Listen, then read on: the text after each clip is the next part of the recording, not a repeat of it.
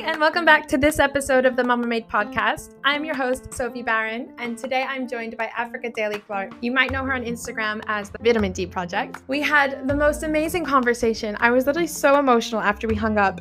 You'll see why, but we're just hearing about how she respects her children, how she puts in place and enforces boundaries both with them and with other family members, with friends.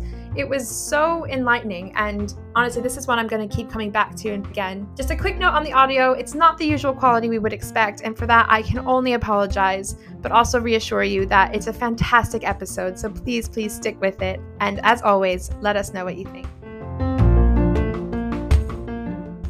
Thank you so much again for taking the time to speak with us today. It felt really right to bring you on to discuss this topic. I've definitely learned a lot from your platform over the last few years, so I'll just jump right into it. Your content is so rich across Instagram and Patreon. Your platform isn't just about your family, it's about so much more, but you do share some snippets about your family life. And I think what comes across overwhelmingly clear way is the respect that you have for your children, for their privacy for one thing, but also for their well-being as individuals. There are very clear boundaries and as empathy for them as real people experiencing the world. So I wanted to talk about that in the context of mealtime and feeding, because there's a lot of expectation in how we expect children to eat. And how we want them to eat. And it can cause a lot of anxiety for children, but also for parents. I'm getting ahead of myself. Could you tell us a bit about yourself and your family and the work that you do? Absolutely. So I'm Africa. I run a lifestyle platform, you could call it, called the Vitamin D Project. I also have Patreon, as you said, where we kind of delve deeper basically on the subjects that I touch on Instagram. It's really important for me as a Black family from the UK to have a physical presence. But as you say, as my account has grown, the privacy aspect has to be at the forefront. So there's less of my children shown, but we absolutely still try to share any applicable lessons that we're learning as we go as parents. And so that's still a constant theme that runs through. I guess before you became a mother, before you embarked on this journey of parenthood, did you have any thoughts about it? Was it something that you sort of had pictured in your head of what it might be like? And then what was the reality like? What was that transition like for you? I feel like there was two different stages. Before children were on the agenda, let's say before I met my husband, I just thought I was going to be amazing, Sophie. I had it in my head I was going to be this no problems mum, and I had a few friends earmarked whose mums I thought were wonderful, and I knew I was going to be exactly like them. And then I think as it got closer, as we were planning for a family, I realised that those people's lives were so different to mine that with all the will in the world, I could not implement those parenting styles. And my husband and I are very different, but so similar with our parenting values. So before my eldest was conceived, there were just so many rich conversations about the styles of parenting that we liked, what we didn't like. We never pigeonholed ourselves into one particular category, but it just gave us a lot to research on, basically. And as I'm sure you know, it doesn't matter how much research you do, by the time baby's here and as they get older, that style will evolve and change as well. So it's definitely changed a lot. But it's really nice to have always put thought into it, even if we didn't end up practicing the things that we discussed. I really love that. I think that's something that's so important to recognize, is that sort of mindfulness that you've put into parenting. As you say, it can evolve, it can change. You don't need to make a decision and that's it. That's the kind of car that you're driving in. But yeah, what were the values, I suppose, that you thought about before becoming a mom? What sort of parent did you and your partner think about being? What was that goal that you had in mind? I think we'd got to the stage in adulthood where we knew our thoughts were still going to change as adults, but we knew how much easier it would have been with, how do I say this tactfully? We kind of knew the barriers in place for us to get to the adults that we are. And we kind of discussed how much more fulfilling or easier it would have been as young adults, children, to have had those barriers removed and been encouraged to do the things that we love to do. I never talk about my husband's childhood, but he had a fantastic childhood, fantastic relationship with his mum. And he was always encouraged to do the things that he wanted to do from a young age. Let's say art, for example. His mum absolutely pushed that right up until university. And we can see the benefits, even though he's so far removed from the art world and wasn't able to do that as a career. I can see the love of a parent saying, I'm going to let you do this for as long as possible. And I'm no artist, but I'm going to absolutely create an environment for you where you can thrive in this particular field. And she has more than one son, and she's done that for each of her children. I can see the benefits and how her children are just so confident in those aspects. And that was something that I really wanted to take from her. You know, money plays a big part in it. I don't think you need riches at all, but I completely understand that a lack of money impacted what my parents were allowed to let explore. And so we wanted to parent in a way that income wasn't a factor. We knew and we still know that our income will change, and it may change dramatically. And so we wanted to create home environments that didn't necessarily rely on expensive clubs or, you know, habits and hobbies that we couldn't maintain at certain points of the year, because we didn't get to do that. My dad was wonderful. If we wanted to learn drums, we'd learn drums. But the second he couldn't afford it, we had to quit. And so that desire was there, but it wasn't in a thoughtful way, through no malice of his own. You know, now what we would do is invest in a secondhand drum kit, for example, and make sure that my daughter can do it from home, and maybe buy an app so that whatever happens to our finances, she can continue to do that. But I've seen on the flip side, with all the best will in the world, how a change in your scenario can really impact your kids. So for my husband and I, the biggest thing that kind of like overrides everything is how we can provide a consistent base for our children, and how all the things that will change without fail in our lives don't impact them in a negative way. Consistency is so important to us. So we try where we can to provide everything at home that we would like to also have reflected in their schooling, for example. And that's been really, really rewarding. It's definitely paid off. And I think it's something that more and more parents have had to consider the pandemic, when, let's say, even if you do have a stable income, you don't have access to the things that you've promised your child or have become such a strong routine for your child. And so what do? You know? Yeah, I'm waffling. Sorry, Sophie. No, no, not at all. And that I was really thinking that I remember when the pandemic first started and having that feeling of like, oh my gosh, what am I going to do with my child now? And not having taken that step that you did to say, I'm going to take this active role to create a baseline. So no matter what changes, I've created an environment where my child can play happily and creatively and be happy with what they've got, really. And that was a huge unlearning, I think, for me during the pandemic as a parent, was sort of like how to do things differently, how to really just hone in on what they need as children, which is love, which is encouragement, which is a space to be creative. I think it's just amazing to hear that that was something that I've always watched sort of in awe of your stories of how that's something that's been a thread that's carried through with your family. So I suppose on that note, I think a lot of parents go into parenting, as you say, picturing this kind of Mary Poppins world where there is a perfect parent. Do you feel like you ever had an idea of what perfect parenting is? Do you believe in perfect parenting? I know that's sort of a leading question, but there is such a thing. I don't know. I definitely say there's not such a thing, because each child is different. And so what they require from you is different. You know, my three children already, they're 2 years apart, all of them, and they are very different. They need very different things. And that's hard when you're trying to be consistent as well, because you have to shape shift for each child to get the best out. But I guess the parents that I was drawn to in my childhood, the ideologies I loved, were parents who were cheerleaders for their children, their biggest fan almost, very invested in whatever their children did. I find it hard to see how that isn't the easiest way to be. You know, of course, parents want to put the first piece of artwork up, and of course, they think it's a Picasso. That, to me, that's the logical thing. But I think life pulls us in so many ways that as adults, we prioritize our own lives before our children's. And I think it's important to find a middle ground where simultaneously you acknowledge and appreciate that right now, your 6-year-old, your 4-year-old, your 2-year-old, it is the most important time in their life for them. And they will never get that back.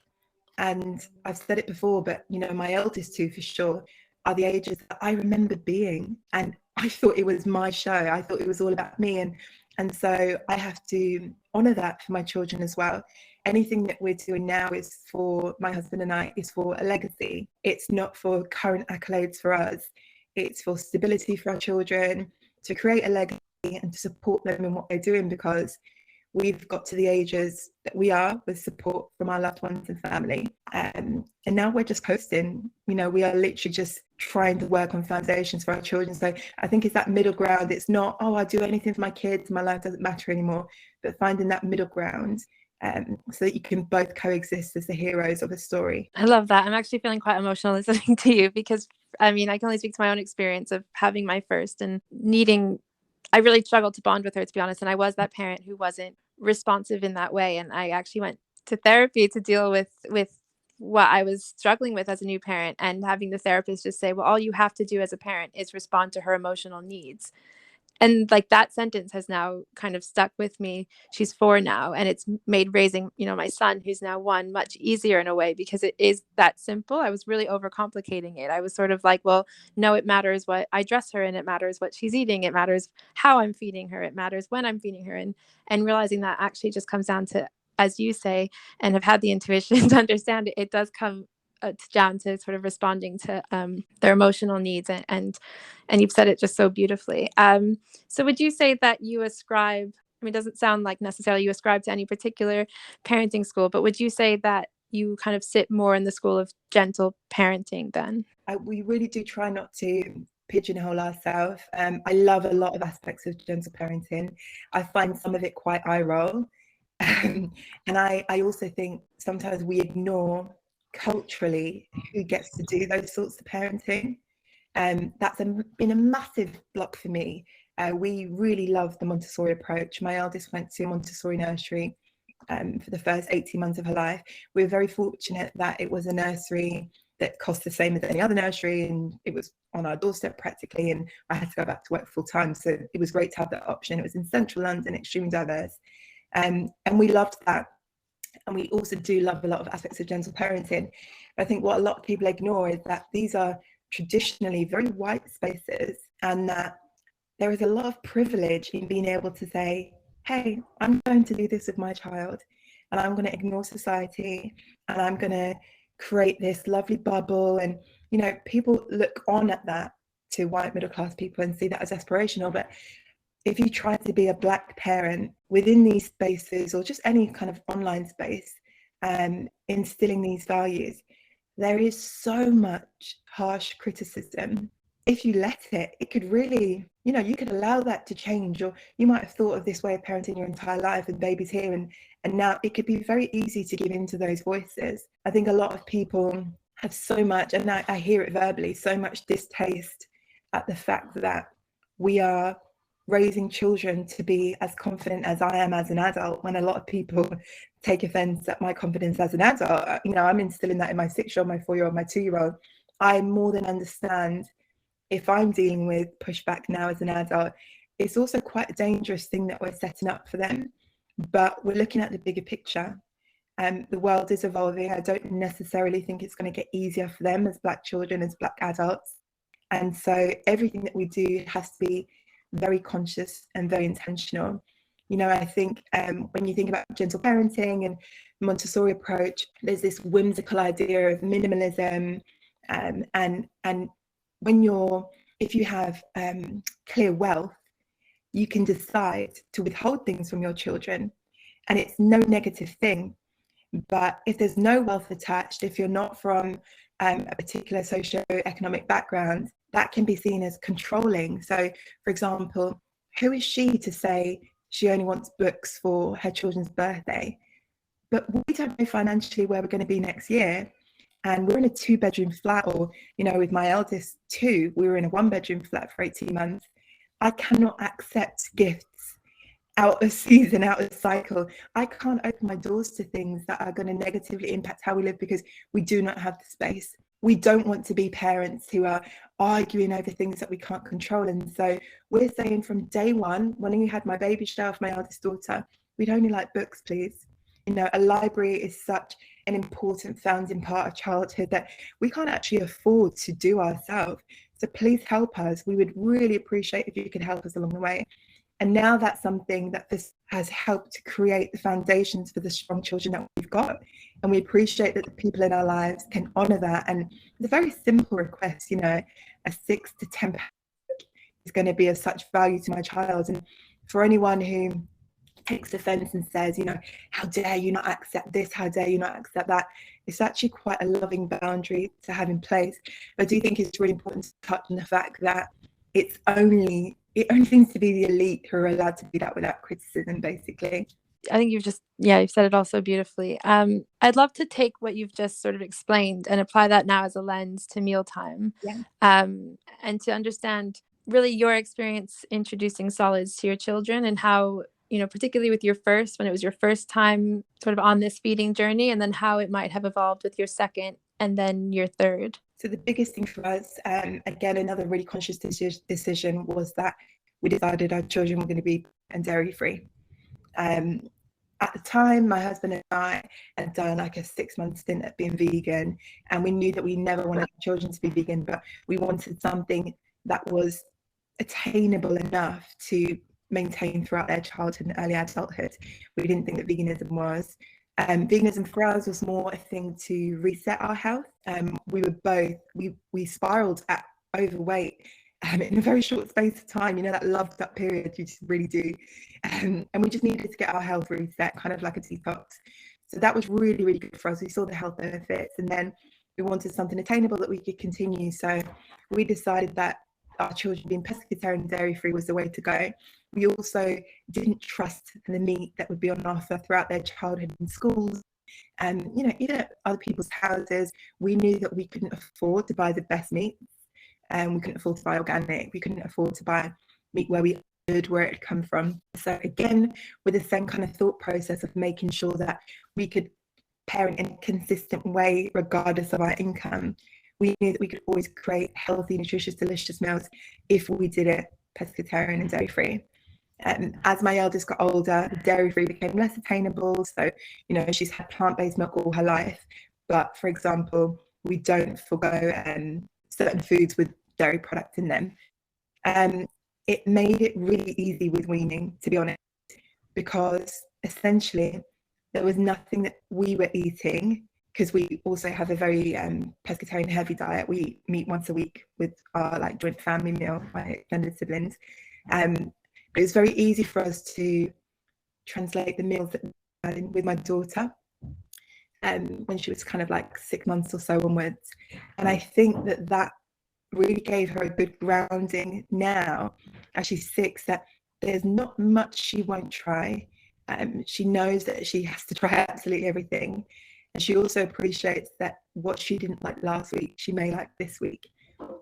Weaning was a really special time. As I said, we were in a tiny flat, but we always have prioritized her to have her own eating area. We couldn't have a table in our first home. So it's so familiar to mum and dad, but we have always made sure that it was a structured environment for her.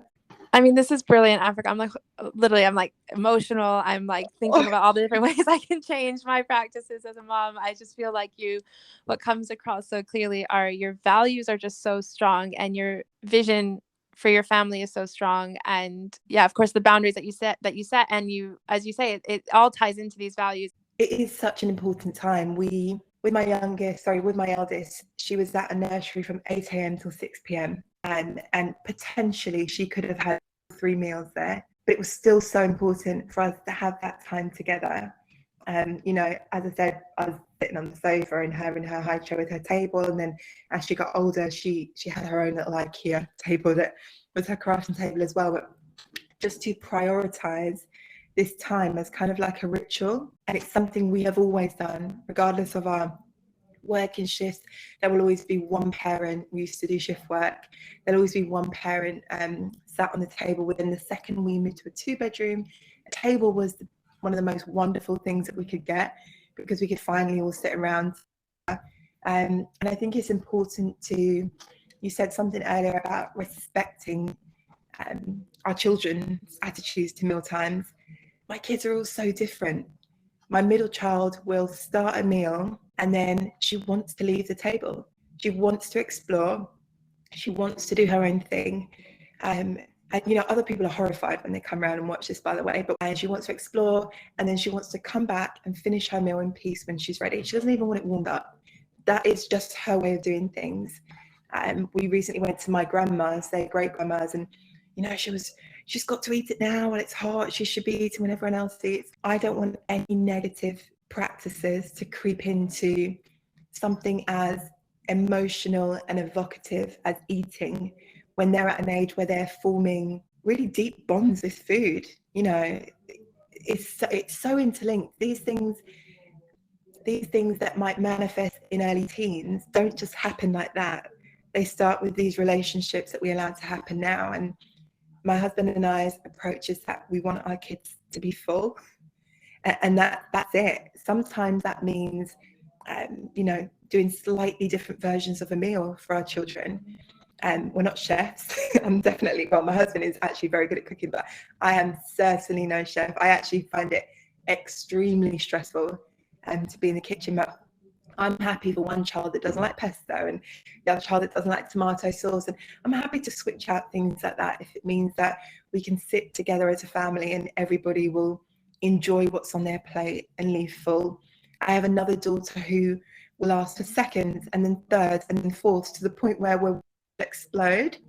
I also have to remember that one of the reasons why we chose Montessori all those years ago was that I had a lot of things to unpack with food as an adult. Culturally, it was seen as rude as children to accept people's offers of sweets. There's this thing, maybe not for everybody, but certainly in my Caribbean, where it's seen as a reflection that maybe your parents didn't feed you, for example. So it's like, oh, if you go to someone's house and they offer you something, the polite thing is to say, no, thank you. I don't want it to look like I didn't feed you. Of course we were getting fed at home. And so there's this really difficult thing as an adult. I found in my early adulthood, I'd binge on a lot of foods that I couldn't have as a child. Not foods that were withheld, just treats that were really expensive. My husband also does the same. And we have very different backgrounds, but we're both from, well, I'm from the West Indies, he's from the Caribbean. We have very different upbringings, but that was a common thread. The second that we could do food shops together, it was very overindulgent, all the cereals we never got to have as a child and, you know, the silly things. And so we needed to make sure that our children didn't have those things, because you can pass them on without thinking, can't you? Whereas the Montessori approach, what I loved was that, you know, in this particular setting, snacks were put out throughout the day constantly and children would help themselves, so that you learn, if you, I don't know, overindulged on orange slices on day one, you don't need to do it the next day. I thought, what a wonderful way for a child from an early age to understand that this food does this to your belly and gives you this much energy, etc., etc. I don't think that, within reason, I don't think that we should be restrictive with food portions. I think we should allow the child to lead that.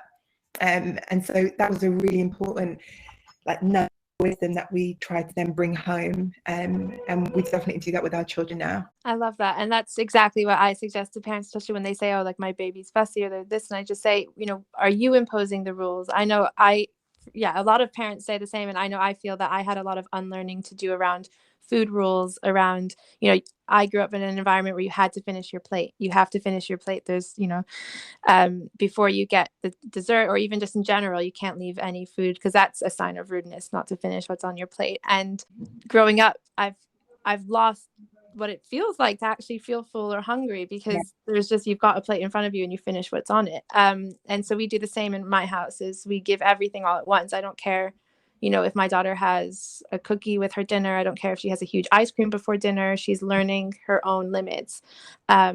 And that's something that can feel very unnatural. But as you say, it's important and amazing to see it in practice when they realize, okay, I can't actually have that much ice cream because my tummy is really going to hurt me.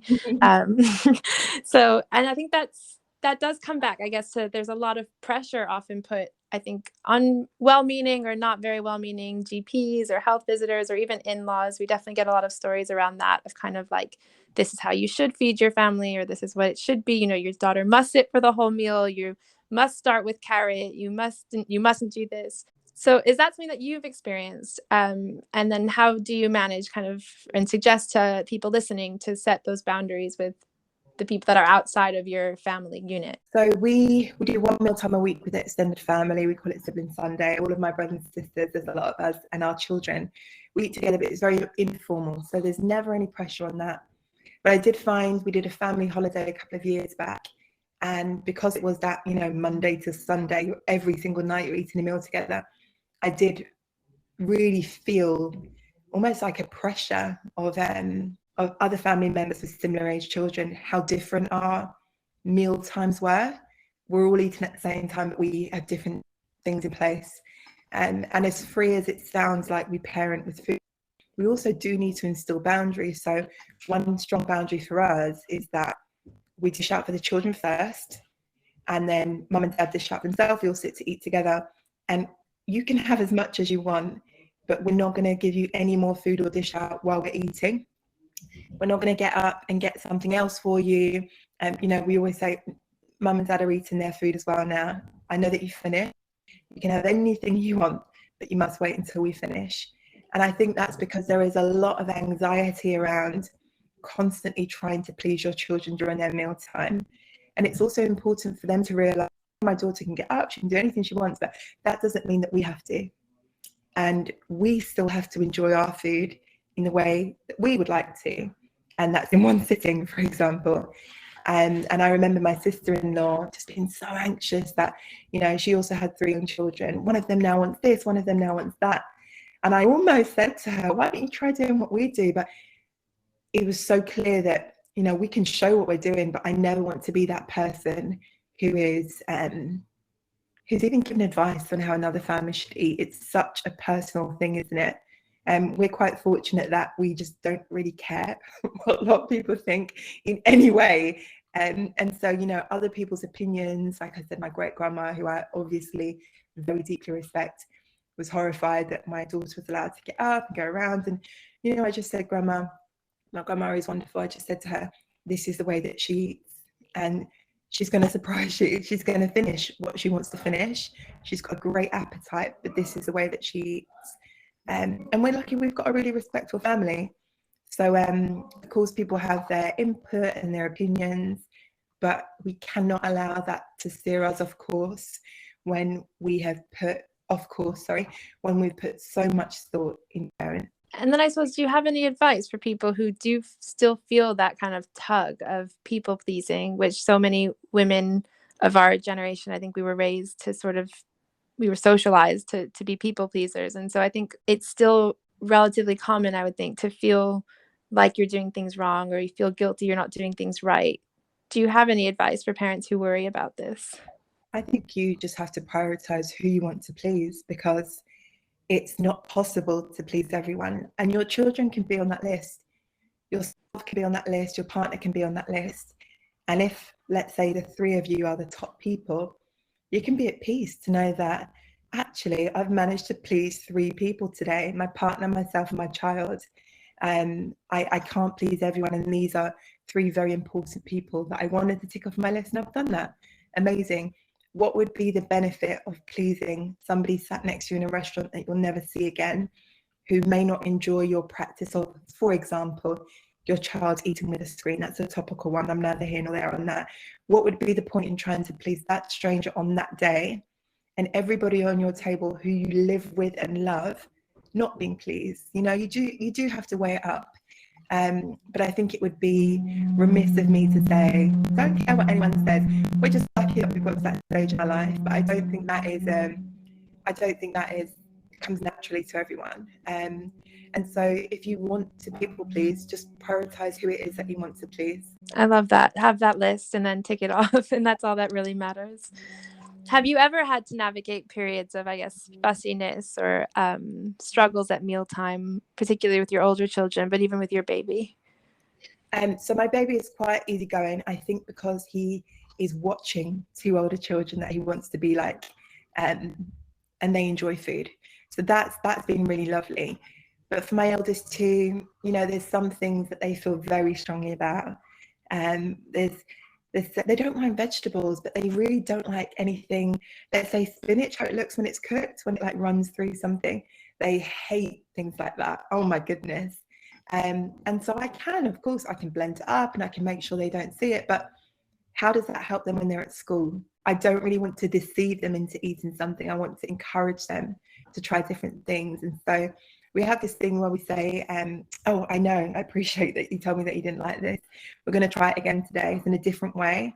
and please try it again. And we just start from scratch. And if you don't like it, don't eat it. That part is absolutely fine. I even help you pick it out.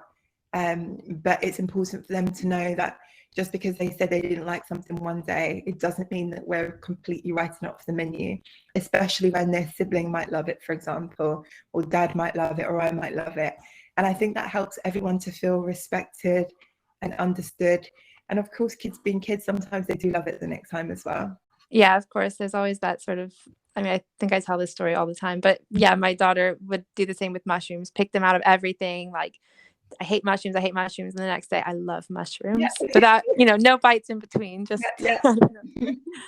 So yeah, I guess respect, those are their wants, and that's what their body's telling them they want. And then they get used to it, or they don't get used to it, and they just get interested. That's really great. I guess, how do you've mentioned a bit, I guess, about not being too fussed about creating different meals for your children, not completely different meals, but obviously catering to their different desires or needs. But how, in general, would you say you manage with 3 children the load of 3 meals a day plus snacks? It's, to me, it just seems like mind-boggling how much you accomplish in a day, plus having 3 children to take care of. It's so overwhelming. I just, I know every parent is going through it, whether that's mum, dad, whatever the caregivers are. I know that everybody's doing it, and probably doing it a whole lot better than me. I literally do have a meltdown in the kitchen. I think it's partly to do with ADHD. A recipe just sends me way over the edge. Even just simple steps of not following a recipe but trying to get something made, I make it so much of a bigger thing than it is. And so I have 2 fail-safe meals that the kids enjoy, that I can do well. And the kids know that if dad's not home yet, we're going to have one of these 2 things, or just fish fingers, because that's an easy go-to, pasta pesto. But I don't put the pressure on myself to ever create gourmet meals. If we're in a position to, I never feel guilty that it might be a takeaway. I let the kids know this is a treat, how special that we can do this. Because I think it's important for children to also understand why they're eating what they're eating. My daughter said to me last week, what did she say? She said, we shouldn't say this word, it's a bad word, isn't it? I said, what made you say that? And she said, do you remember when you cooked me dinner and I said this word and you got so upset?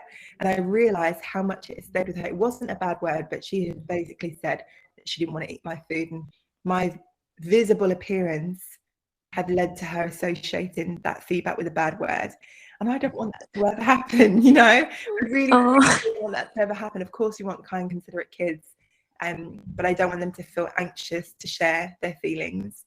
And so, that was a learning curve for me. I do try and explain to them, when dad cooks, like, how wonderful we can eat all these amazing different foods with all these ingredients. If it's a takeaway, somebody else is making food for us. We're so lucky, like how fortunate that we can do this evening. And when it's just the basic food that I'm adept at doing, the kids are aware of that as well. And I think it's important to involve them in those steps as well. Yeah, of course. And so what would you advise, I guess, for parents who maybe you're just having a bad day? I mean, we all have days where you just sort of don't want to parent. I mean, maybe I'm making an assumption here. I know I have days where I just don't necessarily want to parent, or I just don't feel like putting the work in. I'm tired, I'm overworked, I'm cranky, whatever it might be. There's also the cases where maybe more gentle techniques don't seem to work. Yeah. You do feel like you just need to resort to being stern or strict. What do you advise for parents in those situations? I think it's important to always have something in your arsenal to help you prepare for those moments, a backup. We love Mamamade because it's in the freezer and they're not guilty meals at all. It doesn't feel like a compromise into what I would love for them to eat and what they're eating. And even though these things can often feel like, it's a big outlay, when I know what it's going to cost for a takeaway, even for a kid's portion, it's really easy for us to factor that into our monthly shop instead. And so I like to have things in my arsenal where if things aren't going right, even if I'm mid-meal, if it's all going chaotic and the cheese sauce has come wrong and I've burnt the base and all of that, I like to know that I have a backup in my freezer. That's really helpful to me. I might be waiting on my husband to get back with food shopping and things like that. Sometimes it's just too chaotic. And so I think if you apply that not just mealtime, but to anything, to have things in your arsenal where you will not feel guilty when you fall back on those things. Because a lot of us, even if we have partners and wider family, we are parenting alone day to day, and it can be extremely overwhelming. Parenting is probably not the only thing we're doing that day. And it's important to give ourselves grace for that as well. So I always recommend having something in your arsenal that you can fall back on if things aren't going right. I mean, I could literally listen to you talk all day, Africa. I just love hearing how, again, you set your visions for your family. You are completely dedicated to the values and you live your life accordingly with those boundaries in place. So I just want to thank you so much again for taking time out of your day to come speak with us. I just can hear already how this episode is going to be one that people want to save down and refer to again and again. I already want to like rewind and go back to some parts and about what you said about sort of values and respecting your children. So thank you. I know you've got a lot on and it really means a lot. And yeah, very excited to be able to share your words of wisdom with our audience. So thank you. Thank you so much, Sophie. I appreciate it. Well, thank you guys so much for sticking with that episode and for giving it a listen. Thank you so much also to Africa Daly Clark for joining us to share her story and her approach. That's it for this episode of the Mamamade podcast. We'll be back soon with even more episodes and more familiar faces. So yeah, be sure to follow along at Hello Mamamades for all news relating to this. And you can give me a follow at Sophie M. Barron or learn more about Africa and her journey at the Vitamin D Project. We're always here for you throughout this journey, so send us your messages, your comments, your questions, everything. We love to hear it.